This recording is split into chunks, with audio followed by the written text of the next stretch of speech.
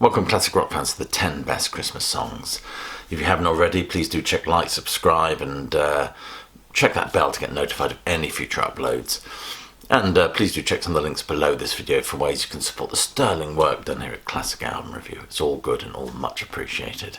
So it's that silly time of year once more when we throw caution to the wind and max out our cards in pursuit of some festive cheer, and probably spend January fleeing from the rock bottomless as a result. So it had me thinking about the 10 best Christmas songs. Christmas songs that perhaps take us back to our childhood or that awkward fumble at an office party. I mean, my list is pretty perennial, to be honest with you, but there are a few that drop in and drop out each year. So with no further ado, let's start off at the bottom, shall we? Number 10 is Silent Night by Sinead O'Connor. This version of this popular carol is so enigmatic and haunting, and it was used devastatingly in that wonderful Christmas film Fred Claus, starring the brilliant Paul Giamatti. And this song was recorded around about the same time that she recorded that Prince song, Nothing Compares to You. That was a huge hit, if you remember. I've heard many renditions of this song, but what I love about her version is that sense of breathy, understated awe that comes across, gently platformed by the arrangement. T.S. Eliot spoke of music that's heard so deeply that it's not heard at all, and that's certainly apparent in the atmosphere evoked in this one. Number 9 is David Essex and A Winter's Tale. This one was written by Mike Batt and Tim Rice, and if I remember correctly, was actually kept from the number 1 spot by Phil Collins' You Can't Hurry Love. Christmas is about being grateful for the present, yet at the same time delving into those reminiscences of past times, of loved ones lost, childhood remembered, if you like. Christmas is definitely found in the heart, not under the tree. And this song was one of my mother's favourite Christmas tunes, so it had to make my list this year. Number 8 is Paul McCartney and Wings' Mull of Kintyre. Not strictly a Christmas song, of course, but it was a Christmas number 1. And I have a distinctive memory of being sat on the sofa in 1977 watching the Christmas version of Top of the Pops that they just screen in the afternoon, and watching this song with my father and family around me. We've probably engaged with the numerous toys that I'd unwrapped that day. If you'll forgive me for quoting Wikipedia, it states that this song was written as a tribute to the Kintyre Peninsula in Scotland and its headland, the Mull of Kintyre, where McCartney had owned a farm since about 1966. I always remember that video, of course, which was actually directed by Michael Lindsay Hogg, by the way. And of course it featured the Campbelltown Pipe Band. This song evokes specific Christmas memories from me. Not especially festive, of course, but it does have those bagpipes that gives it a New Year sort of vibe to it. Number 7 is Gabriel's Message by Sting. This is from his 9th album, If on a Winter's Night, an album I was giving a good listen to last night. A collection of winter-themed songs, but of course a lot of them are Christmas-themed. It's a blend of folk songs, madrigals and hymns, with some intriguing folk and jazz configurations. This is a Christmas folk song about the Annunciation, when the angel Gabriel appears to the Virgin Mary. This song is a translation of a Basque carol by Sabine Baring-Gould. This chap was actually famous for writing Onward Christian Soldiers, but this specific musical arrangement was by Charles Petman, who died in 1943. Anyway, this song makes my list. I love this album by Sting. It's very evocative and atmospheric, and you just lose yourself in its hushed tones. Number 6 is Marillion's version of Carol of Bells. The reason this one's made my list this year is because I'm absolutely psyched about the fact they've got a new album coming out next year, which I've got on pre-order. They don't come out very often, but if it's anything like Fear, I think this album will be absolutely stunning. Anyway, this is obviously a popular Christmas carol which is featured in so many Christmas films, more notably Home Alone, one of our festive favourites in this house. A film that featured the wonderful, wonderful John Candy, an actor I dearly miss, by the way. The music is by Ukrainian composer Mikhailo Leontovich from 1914, with lyrics by Peter J. Wolowski, and the song is built around a Ukrainian folk chant. However, Marillion recorded this in 2013, and they stick very much, especially at the beginning, to its vocal arrangement. Certainly for the first 2 minutes before the rock instruments come in, and it gives it a specific edge, and the vocals move us to this orchestral interlude. We get lots of dingy dongy dong, which is just what we want this time of year. And we get a snippet of the James Bond theme, plus I think God Rest Ye Merry Gentlemen is thrown in for good measure. Of course, before the ethereal guitar tones of Steve Rothery take it to another level. I think this is brilliant. It's a bit of prog, festive, frolicking, and why not?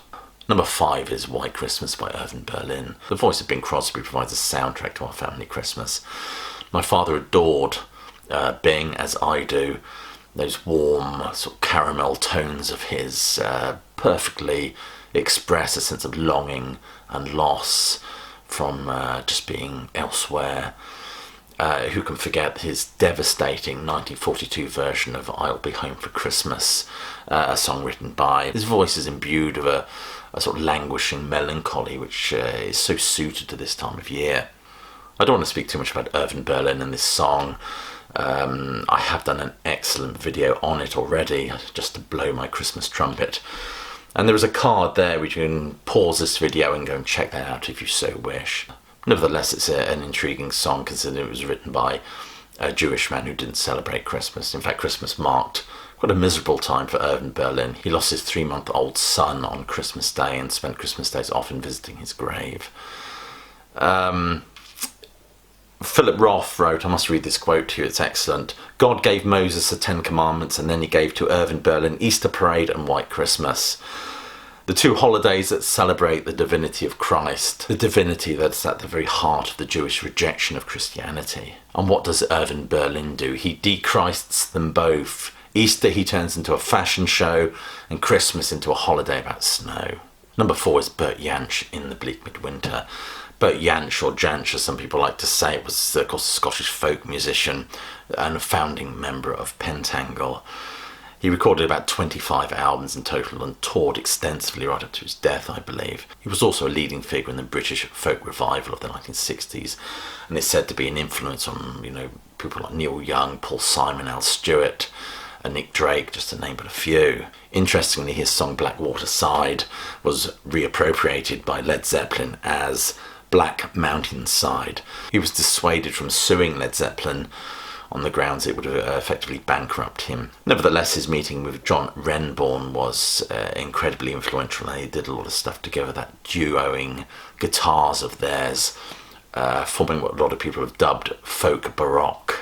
But this version of In the Bleak Midwinter, taken from the poem by Christina Rossetti, has this pained hopelessness and sense of awe and wonder at its very core, all communicated in Jansch's whiskey-infused slur. This was recorded in 1974 and is beautiful with its open tuning and guitar motif.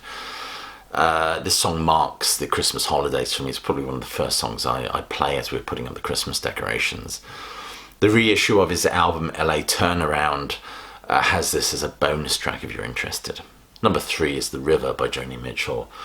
The song that very much deals with mourning and loss at Christmas time.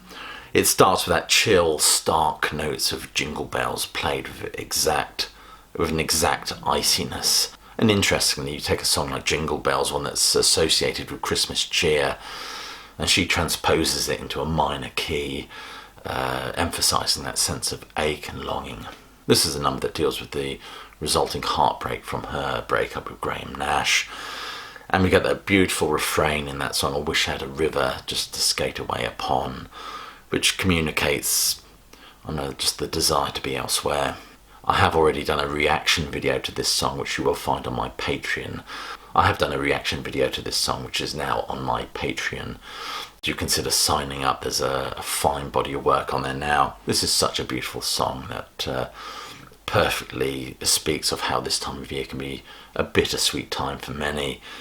And this song, of course, is not about Christmas, but it's a song that uses Christmas as its setting to explore the iciness and sense of loneliness and isolation that can be associated with this season. A season, of course, not only for reflecting on what we have, but perhaps also what we've lost. Number 2 is December Will Be Magic Again by Kate Bush. This is such a haunting and magical number, and one that references the iconography of the season. Released in 1980, it did not do very well on the UK charts. I think it only got to about number 29 or something ridiculous like that. It features Kate Bush on the piano, with those overlaid, almost chilly vocals that have something of the winter wind to them, and juxtaposed with warming images of St. Nicholas and Bing Crosby and fireside tales. I think Oscar Wilde's Candlelight Murders are referenced as well. The B-side was Warm and Soothing. That's the title of the track, not an observation, by the way. This song also features Preston Heyman on drums and sleigh bells and maracas, Alan Murphy on guitar and Kumar Harada on bass. There is an alternative version to this that was actually performed on Kate Bush's 1979 Christmas show. I think there's several versions of this song that have been released over the years in various box sets and compilations, and the 7-inch single came with such a beautiful picture sleeve. Number 1 is Greg Lake and I Believe in Father Christmas. This song was released in 1975 and reached number 2 in the UK singles chart, kept off the number 1 spot by Queen's Bohemian Rhapsody, that festive favourite. Many people see this song as a rallying cry against the commercialism of the season, which renders it rather ironic really when you hear it in blasting out of speakers in department stores as people walk around whistling to it whilst filling their trolleys with festive shite. Peter Seinfeld said that this song is about the loss of childhood innocence and belief. Many people have interpreted this number as an anti-religious song, one that effectively poo-poos the Christmas story.